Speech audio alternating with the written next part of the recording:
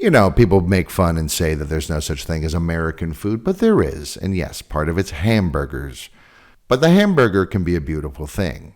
Here in Prague, we're very lucky to have Dean Selby and his wife, Lori Wyant, who are the owners and chef masterminds behind both the Tavern and Kurelů. And for quite some time now, they've been bringing a little taste of America here to Prague. Not just burgers, but barbecue, brunches, and plenty else. Hello, Lori and Dean. Hi, hey, Derek. Thank you for talking to me today. Well, thank you for having us. Yeah, thank you. Thank you. And thank you, everybody out there, for listening to this episode of Prague Times.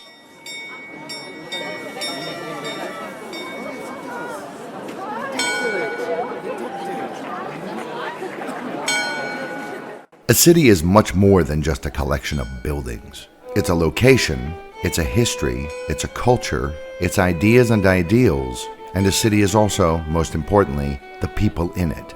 This is Prague Times, the podcast that takes a look at the city of Prague in the Czech Republic. With more than 1,000 years of history, there's a lot to talk about. We'll talk about the past of Prague, but we'll also talk about the city as it is today, future plans for the city, and much more. It's Prague then, Prague now, and Prague later. And this is Prague Times.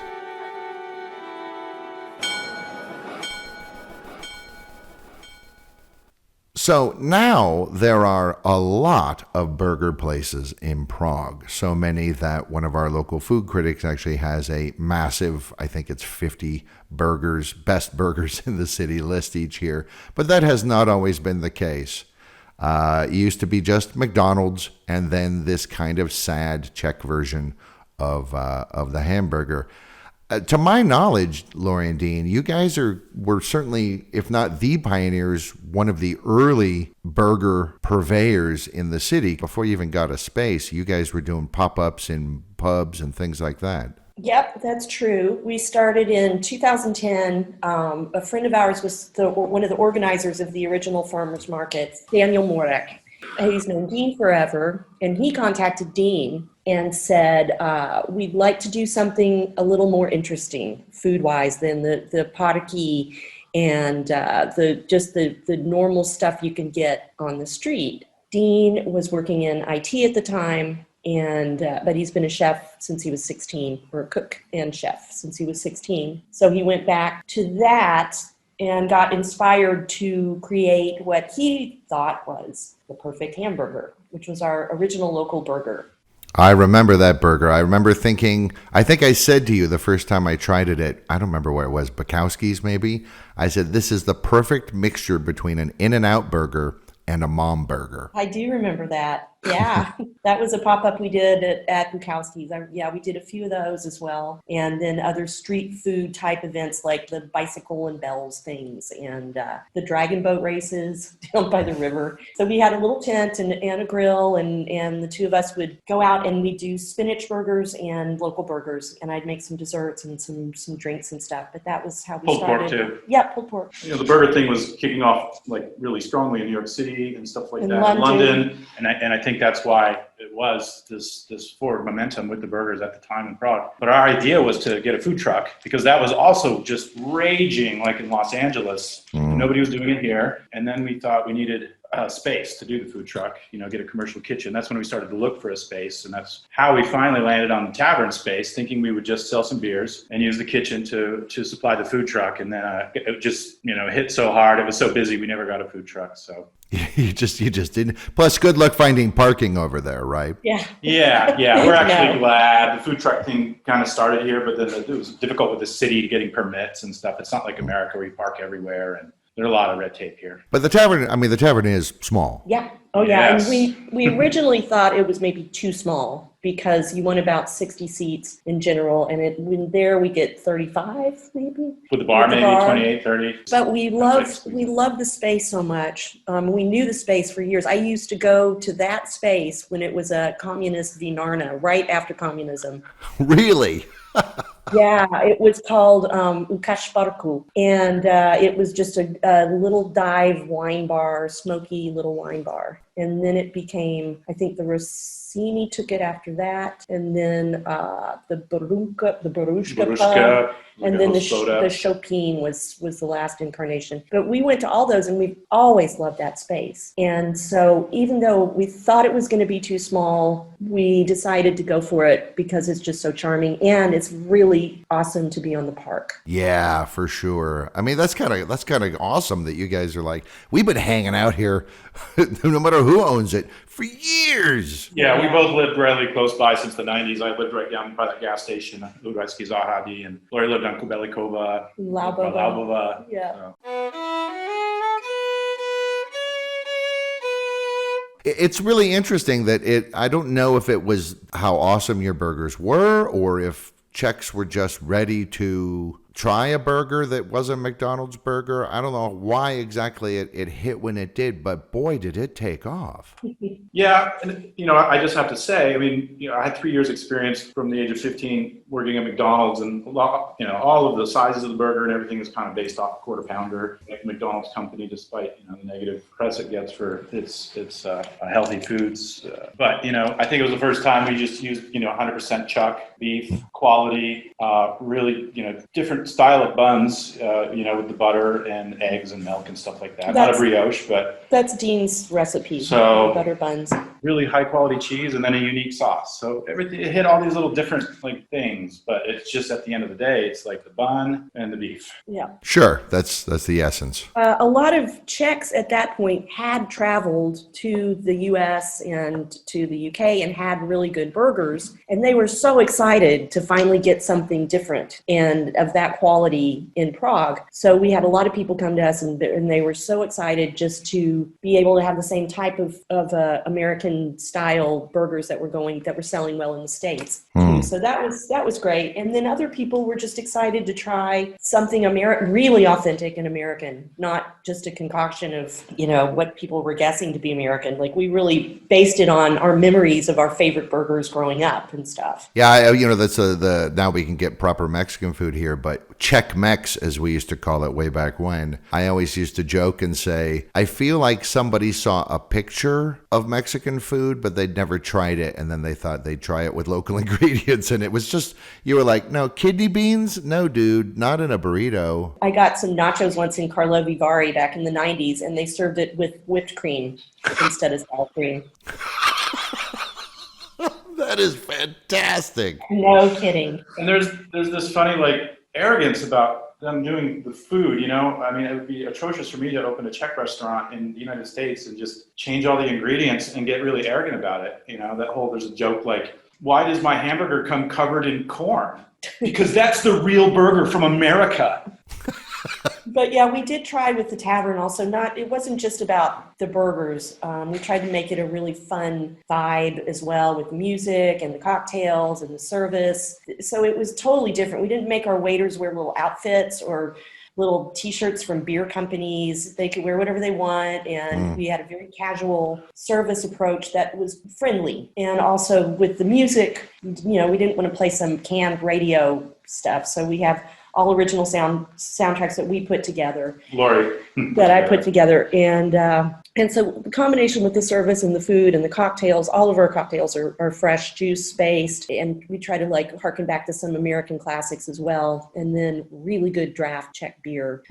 Those were the things that we thought of to make a combination of a space that could be appealing to a pretty broad crowd. Right. So it feels familiar enough for people who know this kind of thing, for example, Americans, and it is something interesting and new for people who this is the first time they've ever encountered it. Yeah. And again, I think the service, especially, Czechs weren't used to just nice, friendly people at that point. I'm not saying it didn't exist anywhere, but just sort of the casual, friendly thing wasn't done a lot here. It was more people who'd gone to waiter school who were very formal. Yeah, very formal, and people who, like us, who come from a culture of very hands-on, because it's tip-based service, the kind of Austrian style of that standoffish style, which Czechs and in Vienna, they have the same attitude towards service. No, that's professional service. Leave the people alone. They're not here to hang out with you. They're here to have coffee and talk to each other and have cake and burgers and what have you. So it's a different kind of a culture. Yeah. Yeah.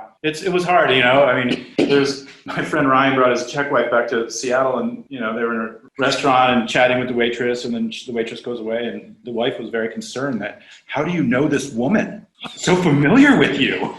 But then I think the final thing that we felt strongly about with the Tavern and also Kurelů is, you know, we both lived in this neighborhood since the 90s, and we never even considered going to Prague 1 and opening something or anywhere else because we wanted to see our customers again and again. We wanted people from the neighborhood to come. We obviously want people from all over the city to come, but what we really enjoy was the people we met, like, you know, for instance, Rob Cameron and his family and others. It's great for us to be able to walk in and almost always see a familiar face. Right. So that's something that's very important to us. And that would check the box with the Tavern because we live very close by. Yeah. But now over the last 10, it's been 10 years now since the Tavern, 12 with the food stands and everything. But I mean, we're talking dozens of people we've known for so long, just 3 hamburgers. It's really lovely. Hamburgers bringing the world together.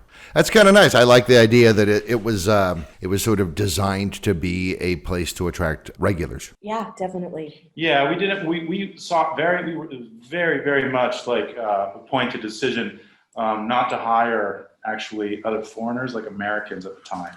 Now it's totally changed because we didn't want it to become quote unquote an expat place. Yeah. Right. We really wanted it to be, you know, Czech focused with Czech regulars. You know, we didn't want the Czechs to feel that we were just an American bar, you know. Right. You're not colonials. Yeah, exactly. So all of our waiters are, you know, speak fluent Czech and English. Instead of, you know, in Berlin, we go to places there where you'd walk in and they didn't speak any German. And we always found that very off-putting and kind of insulting to the culture, you know. So all of our staff is in the front of the house is bilingual, and they make, you know, everybody comfortable in that respect. So after the success of the Tavern, you guys decided to go for another place, which became Kurelů, and this was a traditional locals pub before you guys took it over, and they weren't so keen on the Americans coming in and changing things up. No, in this case, it was not the same warm welcome in the neighborhood for that. It'd been switched in the 90s after the revolution from Uposhti back to Kurelů. It's been there for 115 years, that pub. It was built by Kurel, the great-great-great-great-grandfather, who had apparently put the pub there and said, all of my children will always have work. So that's at least the myth behind why he put the pub in the building that he built. But we had gone to that pub, Lori had gone to that pub like in the 90s as well. They were the first guys, these Svejkovsky brothers. They had several pubs in Prague. They still have some pubs in Prague, but they invented the Nože bez, like the topless girl night. No, that's them? Maybe, you know, okay, it's probably in Amsterdam or something, but they did it first in Prague, and it was a phenomenon. It was like the rock star place. Apparently, you know, soldiers would be, you know, all the soldiers that had to go through their service. They were piled out on the street, peeking in to see the boobies. And you know, you guys should put up a plaque. Well, yeah, we still actually get emails sometimes asking who's going to be on for Topless Waitress Night. There's still a bit of a following. Yeah, I say it's me, and I send them a picture of me, and then we never hear from them again. Because it was my local. I lived 3 doors down on Kubelikova back from 95 to like 99. And I took my jug in there to get a beer one night, and there was a lady with no shirt on behind the bar. I just thought, well. But so anyway, by the time we took it over, it was kind of having tough times. It was on its way down. You know, there was just like, you know, one solo man at each table smoking cigarettes, watching sports. So we actually tried to buy it like several years before, and we went into negotiations with them, and some things changed. Then the opportunity came up again, so we took it over, and what we wanted to do was rebuild that Czech Hospoda pub.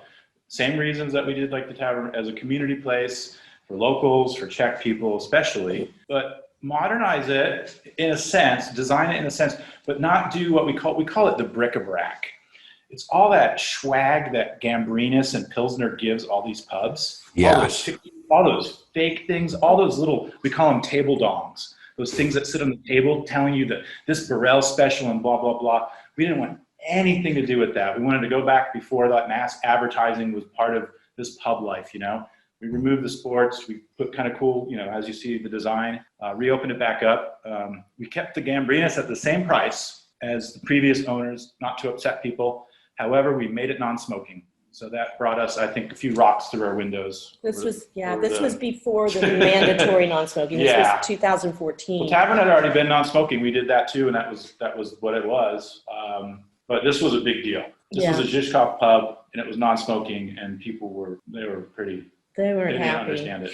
But then a lot of people were happy. So it was reinventing the space. It was reintroducing the space as an updated version, and it took some time to kind of get there. But you know, we love the vibe there, and we think it's got so much beautiful charm and character.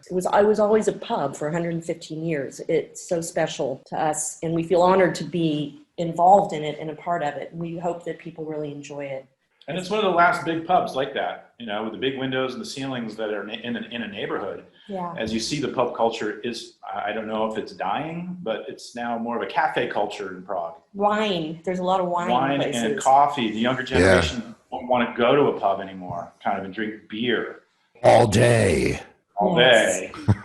So these places are flipping and flipping and flipping. Or you have another version of the pub, like the Locale, which is an excellent, another reading of it. It's super clean, great food, original, you know, Czech food. And that's another replacement for these older kind of places where. So we just didn't want to lose all the character and strip it of its spirit. So has it worked? I mean, do you notice Czechs who live in the area coming in and coming back? Oh yeah, definitely. People, you know, it's a great place because it's so big. It's a great place for big groups of people to celebrate weddings and parties and birthdays and celebrations. And we've had a lot of people who come, they have a special date that they come every year and they write us and they say, we're coming back. So it is great. It's a lovely place for people to have, to get together with their friends and celebrate stuff. Normally Christmas is a big time for the parties. And Thanksgiving is huge too. Yeah. Mm-hmm, mm-hmm.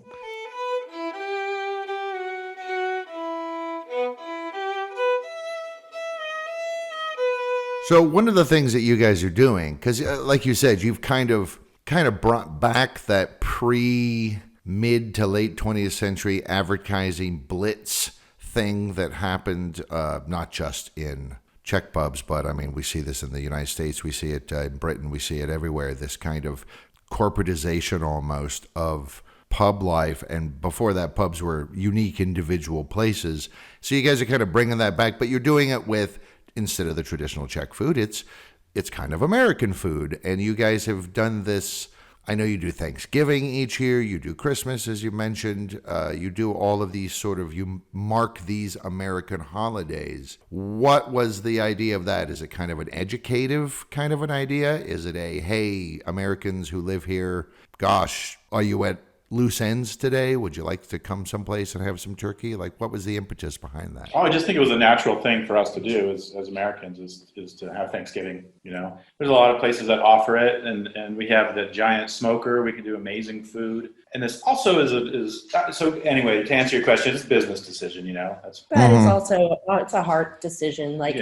We miss Thanksgiving. We're not with our families. And for us, it's very lovely to see people come and be able to celebrate their time together and enjoy what, you know, we try to make really awesome food for Thanksgiving so that for other people who live here who can't be with their families or whose families are here, we just want them to be able to kind of remember some traditional Thanksgivings of the past. And Thanksgiving's such a perfect holiday because it includes everybody. You know, it's not a religious thing. It's more of a friends and family thing. So that for us is really fun to be able to kind of provide. And the space, you know, the Kurelů space is so big that a lot of people are able to come. And we usually do 3 seatings. And we really understood it after the first couple of Thanksgivings. They are very popular with Czechs. This is just not Americans. Well over half or more Czech people that are coming because the food is excellent, but also it's very similar to Czech food.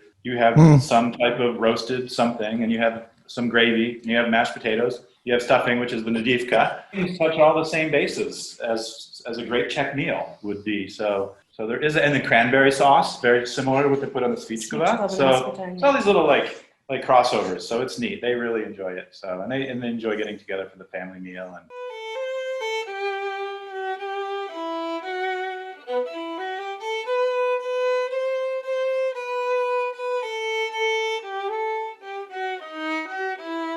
you guys were also some of the first people to really start doing what some people think is the truly American original cuisine, which is barbecue. Yeah, so we got into that. Well, we wanted to do more of a barbecue joint at Kurelů, so we needed a big smoker, and it was so expensive to import one at the time, and I found one on a barbecue farm in Germany that this man was building, and I reached out to him, and 6 months later we were going to Holland to pick up the smoker. It weighs 350 kilos. It's about 2 meters high.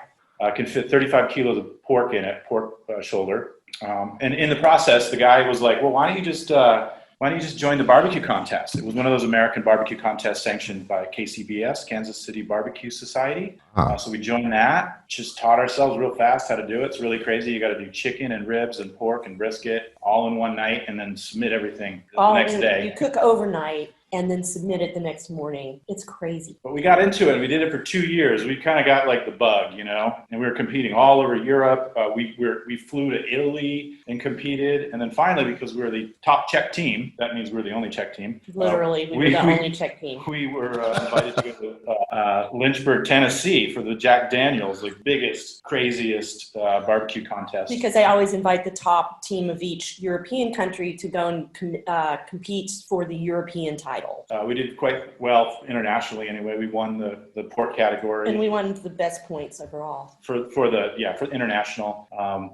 Competing with Americans is a little bit big league, small league kind of thing. We had a great time and we learned so much. So then, our barbecue style is incredibly like spot on with the smoker and the rubs and stuff like that. But it is time consuming, and it was for us, I think, the similar problem, that they've had in other places is to get the cuts of meat here in Europe that we can get in the United States. Ribs with meat on them. They prize the belly here, so they cut the belly off right down to the bone. I mean, it's interesting. I wonder how the Czechs react to it, because I know there's you guys. I know Silva Jackson over at Big Smokers. I know you guys are good friends with Bad Jeff, who started the first real barbecue place. That's just all he does is barbecue. Czechs, of course, eat ribs, but they bake them. Yes. Yeah, it's baked. I love baked ribs. I think they're delicious, but you don't get that smoky element that really takes it to another level. And we also,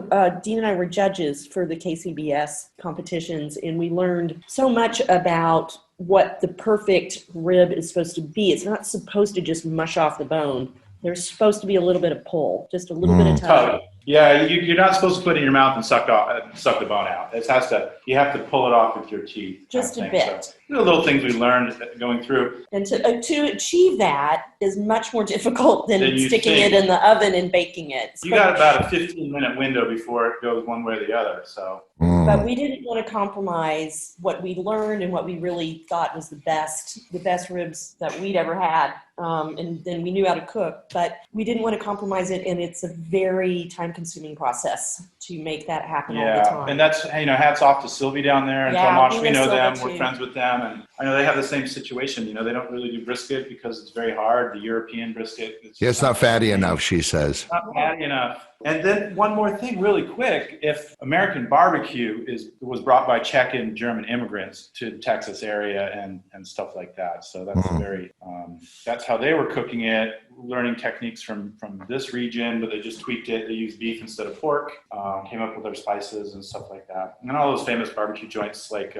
in Texas and stuff are still owned by these families of these immigrants, Germans and stuff, Czechs. So bringing it back is different because then they are, like you said, they do the bake thing, or they have the uzena. They just cold smoke it. Yeah, I like the traditional Czech way of doing things, but I'm an American and I love barbecue. I could eat it 3 times a week. Yeah, we really do too. And it's just it's a labor of love. I mean, Yeah, it's such an awesome thing to barbecue something, or like the brisket is the hardest thing probably to master. But boy, it's such a crazy quest. It's a 14-hour quest to see if you did it right. That's not even talking about the prep. And maybe brining and stuff like that, So, and then after 14 hours, you can see if it worked or not. But we still do the Sticky D's. That was our competition team name, Sticky D's Barbecue.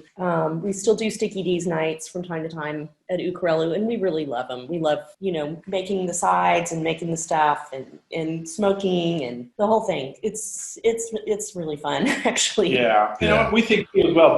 Boho, he had Mosaica up here in Prague too, and now he has Cristal, and he has Bob's Barbecue down in Carlene. So he's throwing some love at it too. Yeah, really, I think he went to Texas and studied he did some studying in Texas, and then the other guys, Isaac down at Dirty Dog Barbecue out of Manifesto. He's also he's probably like the hardest working man in barbecue right now because he's outside. Yeah, yeah, that's true.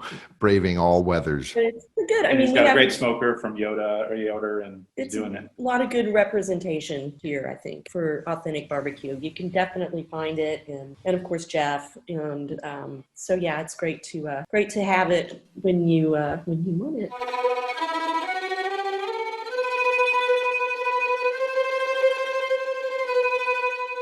And then for your brunches, you've added in lemon pound cake. You've added in what I think is a great chicken and waffles. Thank you. We had them at the Tavern years ago. We started there. But it's a lot of that is the brunches, especially. That's me kind of hearkening back, for Kentucky food that I was never able to get here. So we worked really hard on the biscuit recipe to I don't know quite how to explain this, but we think that our biscuits are a lot better than the biscuits we get when we go to Kentucky now. Sometimes. Ooh, do not let the Chamber of Commerce hear you.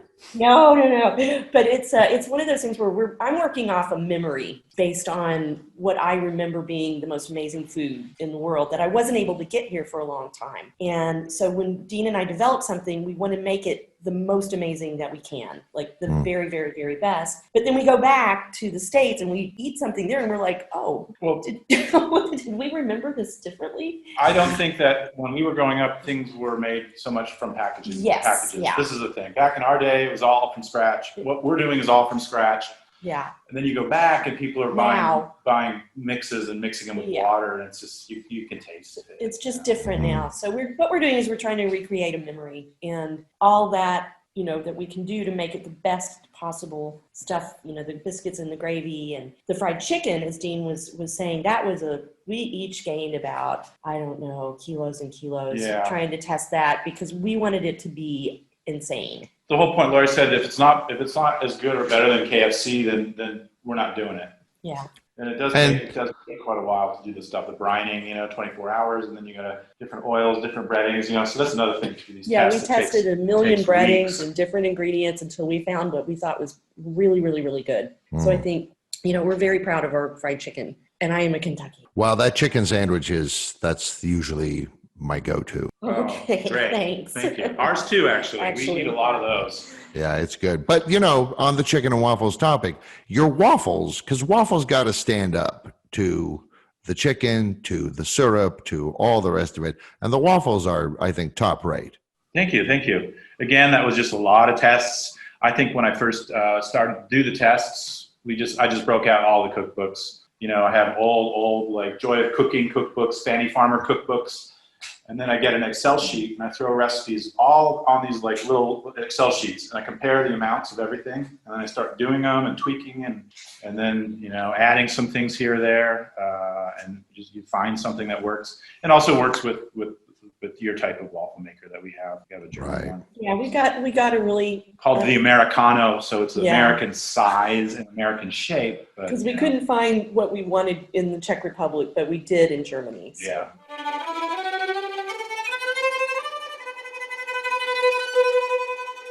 Now, of course, here we are in 2020. Thanksgiving is coming right up. What we're doing is we're just trying to pivot and adjust and move forward with the situation at hand as best we can. With Thanksgiving, we're going to try to figure out a way to do some takeaway pre-order and not let that die just because people can't come and eat together. They would pre-order it and then come and pick it up at certain times. So we're working on that. Again, this is, sort of dependent on everything that happens. How much are you also going to do it for delivery, or is that just going to tax your kitchen too much? We'll probably be booked for the pre-orders, is what I'm guessing. Yeah, and we can't do it on bulk. Is that what you mean? Yeah, or whatever, your own delivery system. No, but we have to do pre-order. To do the whole brining of the turkey and everything. It's such a long tail thing that we have to buy the product, prepare it, and sell all of it. Because there's no opportunity to sell it the next day. Like for instance, the hamburgers. If we keep selling hamburgers, right?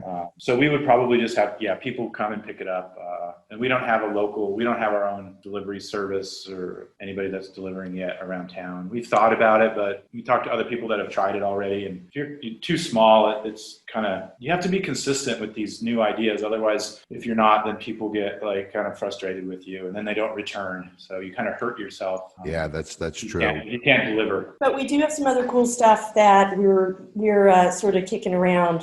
One of our chefs is from India, and he used to work in 5-star hotels, and he's amazing. His food is so good. He's working in a burger joint now, but he's great, and he is really interested in doing some work with us, doing like a special thali night, and we'll do that, for again, it'll be like a special pre-order kind of pickup thing, and it's going to be super fun. So we're going to try to go think outside the box a little bit in the coming weeks or months, whatever we have to do.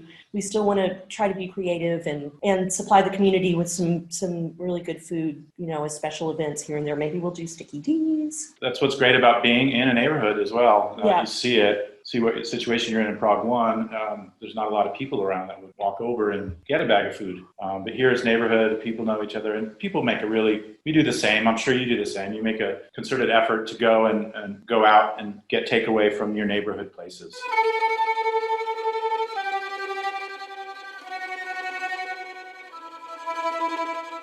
Right before we got shut down, we had been working on a sort of a different angle, which is interesting for us because we're very carnivore based. But this vegan comfort food thing started getting interesting for us last year. We were in Brooklyn and we visited a couple places that were like these hip hop, happening vegan comfort food places, and we're like, what's this all about? And so we tried some interesting stuff and came back and thought, it's such a strong movement right now, and so many people are talking about it. They're excited about it. What if we try to make some food that's just as good as our meat food? Try to develop stuff that is exactly as delicious, fried chicken, vegan fried chicken poppers, vegan chili cheese fries. So Dean got busy and he made a bunch of tests with cheese and developed this great cashew cheese that's just amazing, and started doing some vegan mac and cheese tests that were fantastic, and all these different things we just got very excited about because people would come in and try them. We do them as specials at Kurelů, and people would come in and try them and they're like, that's just as good as the meat stuff. We began developing that this summer, and we just released our short list vegan comfort food menu with the magic mushroom burger and the psychedelic mushroom quesadilla. It was selling well, and then of course, we had to shut. We didn't put anything on hold. We just kept it the same, but we got a lot of emails and messages from people who were asking if we could put some of that up. So we transferred that short menu that we launched in the summer onto our Wolt menu, and it is selling like hotcakes. People love it, and they're excited about it, and we're excited about it because it offers something different. Yeah, that's true. And like you said, the vegan thing has taken off. There was an article at the end of last summer or beginning of last autumn that said per capita, Prague had more vegan and vegan-friendly restaurants than Berlin. Wow. That's because Berlin's very vegan-y. And, this is astonishing for a city that Anthony Bourdain once called porkopolis. Yeah, Yeah, exactly. But it's good. We're excited about it. It stretches us in a bit of a different direction, and it allows us to, you know, experiment and be creative and offer something to a whole other group of people. And can I assume that you're actually using salt? Because I got to be honest, I've given some vegan things a try. People I know who are vegetarians or vegans say, "Oh no, but okay, but let's try this one." And I try it, and I'm just like, what is wrong with salt? It's a rock. We're fine really with salt. we're- I'm a friend of salt. It's gooey and delicious and salty and yummy. We're not There doing you the go. like fancy pants vegan stuff. We're doing like down and dirty vegan comfort food. I would say this is very similar to our brunch, you know. So when we did develop the brunch, what you saw in Prague was like a little pastry, like these little dainty things. Yes, That's little Euro twee- brunch. little It's like, twee no, brunch. I want you to eat that brunch and go home and lay down for a while. That is exactly what my wife and I did last weekend. We had your chicken and waffles and a couple of other things delivered, and we ate them. And then a few hours later, we were like, "Should we just get the chicken and waffles again?" That's great. Well, we're doing it. We're doing delivery every weekend till 8:00, Saturday and Sunday, chicken and waffles, all the stuff.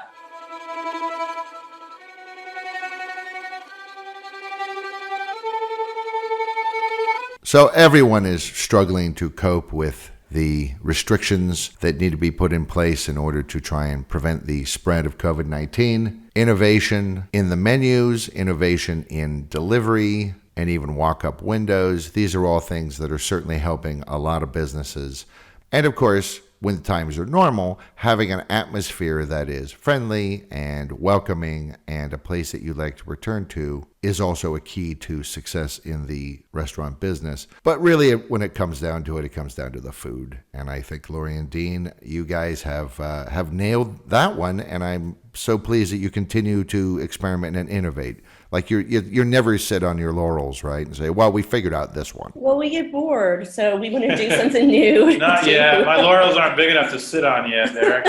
All right. Well, I'd like to thank Lori Wyant and Dean Selby, owners and masterminds behind both the Tavern and Kurelů, two Americans who are long-term residents of Prague and who have been instrumental in changing the food scene here, in my opinion, for the better. So thank you for talking to me today, folks. Thank you, Derek. Thanks, Derek. All right. And don't forget, everybody, check the description of the episode for links to the Tavern, Kurelů, and other places that were mentioned in this episode. To all the Americans out there, happy Thanksgiving.